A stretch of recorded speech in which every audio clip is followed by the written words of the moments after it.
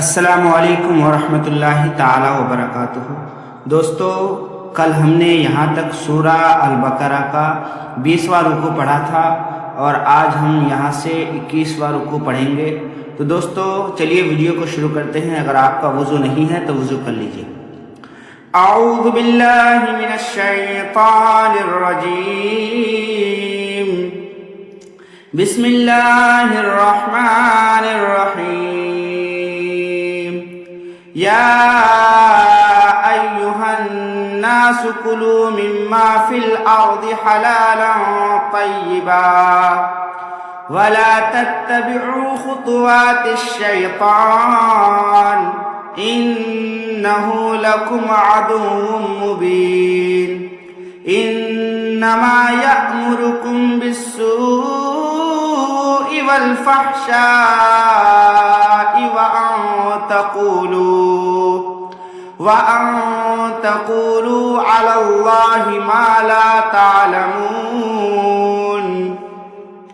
वइज़ा क़ील लहुम इत्तबिउ मा अंज़लल्लाहु क़ालू बल नत्तबिउ मा अल्फ़ैना अलैहि आबाअना अवलौ कान आबाउहुम ला याक़िलून शैअन वला यहतदून।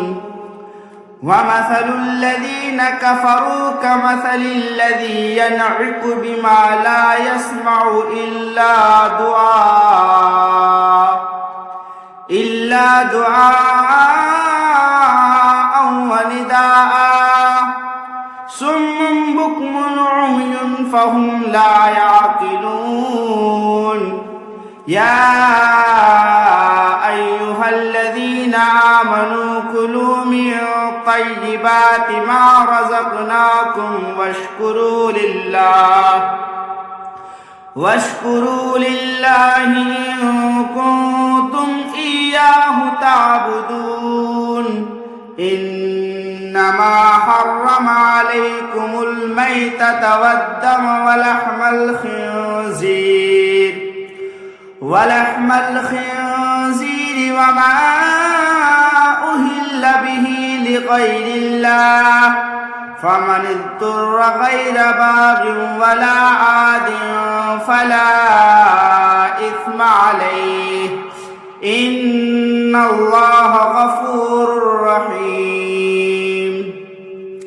إن الذين يكتمون ما أنزل الله من الكتاب ويشترون به ثمنا قليلا أولئك ما يأكلون في بطونهم إلا النار ولا يكلمهم الله يوم القيامة ولا يزكيهم ولهم عذاب أليم।